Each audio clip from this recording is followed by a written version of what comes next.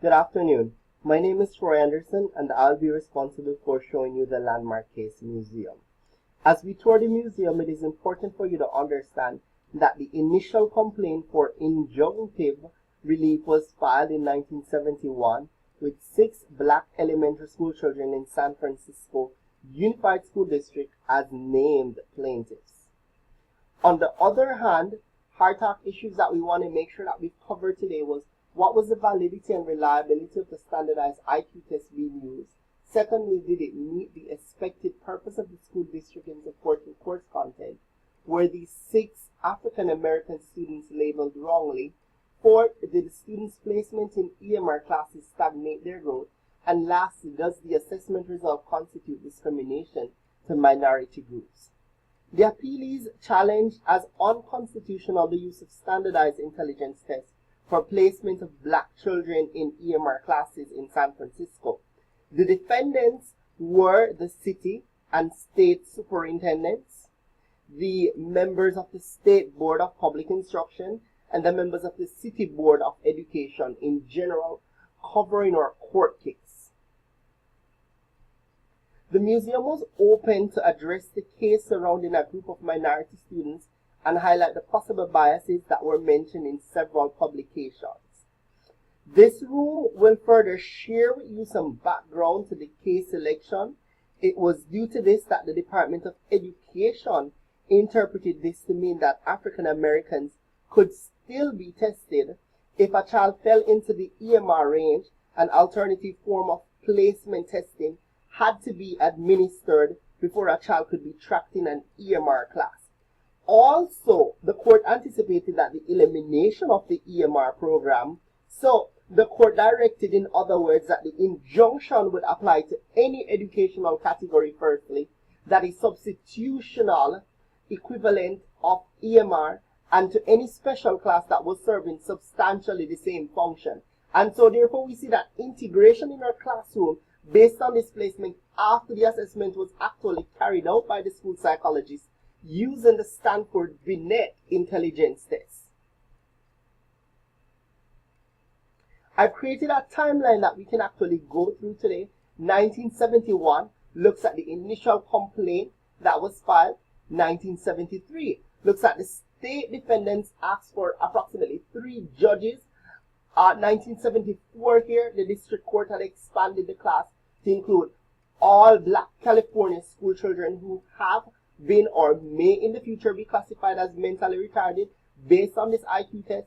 1975, we see here that the defendants voluntarily placed a moratorium on all IQ testing for EMR placement. 1977 looks at the appealees file amended complaints based on statutes and agencies that could have possibly undergirded the very case. However, in October 11, 1977, we see that the trial has now begun. March 15, 1978, we see that the trial has concluded. And on October 16, 1979, the district court entered judgment for the appealees that we're going to look at the end of this presentation.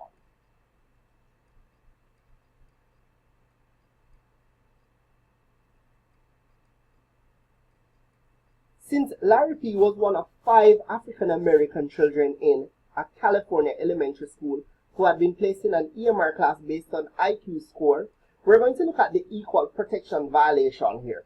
Now, the attorney for Larry P. argued that there was a disproportionate number of African Americans represented in these classes and that the use of the IQ test as a means to track these children violated the California Constitution as well as the Equal Protection Clause of the 14th Amendment. Now, when we look back on here, we can see that accordingly, there was a rejection in terms of the facts of the trial court and reverse in terms of the conclusion that the superintendent was guilty of intentional discrimination under this very 14th Amendment, which causes us to raise several questions that many of us still can look into and probably find some within the facts in terms of how we're going to address this specifically. Now, even with all the facts that are presented, we can see that by the time this complaint was filed, the EMR program had been completely eliminated from the California school system. The court approved a stipulated modification to the original injunction, starting that IQ test could not be used to determine whether or not an African American child is learning disabled. Although the courts here anticipated the elimination of the EMR program, they had not defined its substantial equivalent very clearly, which seems to have set out for the stage in which we look at or we examine Crawford and Hung in another case selection. Now, Wade also further goes in to argue his very point, and we're going to look at specifically Dr. Harold Dent. He's a leading critic of the IQ testing, and I'm probably going to skip a little further because I don't want my time to go over in any way.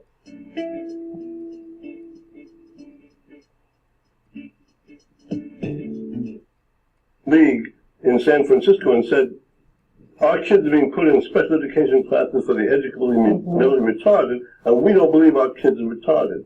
So the Urban League called us, a few black psychologists, and that's how we got involved with Larry P. Yes. We started negotiating with San Francisco schools, and we found out that IQ test was the principal reason for them being placed, and that the State Department of Education was required these IQ tests.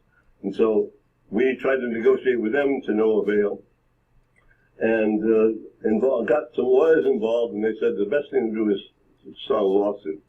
So we then went out, several of us, one Saturday, and tested some of the kids, and I think there were 7 kids, and 6 of them we found should certainly not have been placed in the program. We found 2 of us saw the same kid and agreed, without each other knowing it, that this kid was appropriate in his placement.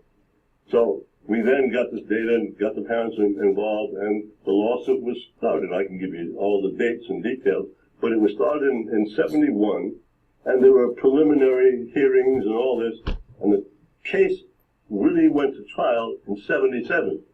It took all these years in between for hearings and so forth and so on.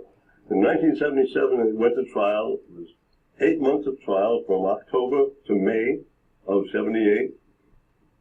And there was, we have all this on record, over 10,000 pages of testimony. Oh my goodness. Witness testimony for the whole trial. It ended in May, and the judge, May 78, and the judge issued his decision in, I think, December of 79.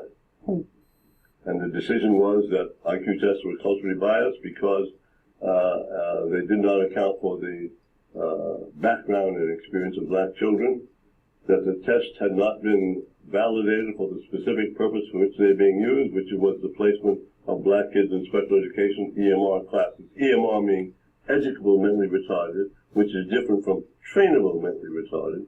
Trainable was the more severely disabled child. And educably there was no physical really basis for it, just poor functioning. That's called EMR. And then the other thing was that the tests, as I said, were culturally biased, and that they did not account for, were not validated. And he banned the use of IQ tests on black children for the purpose of placing them in special education classes in 1979. We're going to continue on, but if you do want to have access to that full video, you can go to YouTube and just put in Harold Dent, an interview for Larry P. versus Wilson Riles. Thank you.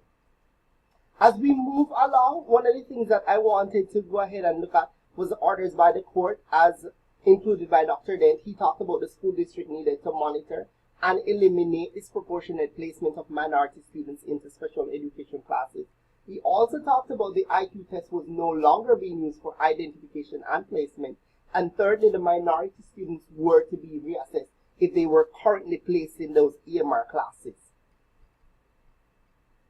As it comes on to the issues that were coming out from the actual case, we can look at proper placement in the EMR classes as to whether or not this can be argued if it's a benefit or it's not a benefit, and not necessarily looking at it as a dead-end assignment, and most of the persons think, okay, it's not going to help me in any way to move forward. Now, looking at it from another direction here, we can see that the program was thought to be extremely helpful to some enrollees in that it permitted those individuals to acquire the necessary skills that they needed within those capabilities to to turn what it is that they're going to do in terms of a productive life and to reach their full potential. Sheila and Lou kind of supports this, and you can go on to read more about Sheila and Lou. I think they have an entire text about that. But they go ahead and they talk about colored students are not necessarily being tested, but are being placed in special education programs. And so this is where the actual issue comes in. For many of us, we can look specifically at implications that would come out from this. One, the increased attention and compliance with statutes and regulations. Two, the development of culture fear assessment procedures. Three, reinforced use of multiple assessments. Four, the discretion to place some students in special education may be harmful. Groups outside the class will also challenge assessment with policy changes. And lastly, in conclusion, I just wanted to go ahead and talk about, in the light of the majority decision to proceed by amended opinion, I've looked at it in two particular ways. However, I do disagree with two elements of the majority as the amended opinion. One, looking at affirmation of the district courts, finding that the use of standard IQ tests in the EMR placement process violated federal statutes under discriminatory effects analysis. And so when we look back at those agencies and statutes that were actually brought in and mentioned, some of those definitely did undergird the actual case, but there were also those that might have not or impeded in terms of the case itself. Number two here talks about the affirmation of the overbroad remedy announced by the district court. And so it might have been handled a different way, or it might have been handled in a different light, possibly. Now, in conclusion, I just wanted to say thank you again for joining us to our museum. We do hope that you have learned something substantial and will come back again. My references are by Lambert, Prass, Shealy, and Wade. Thank you.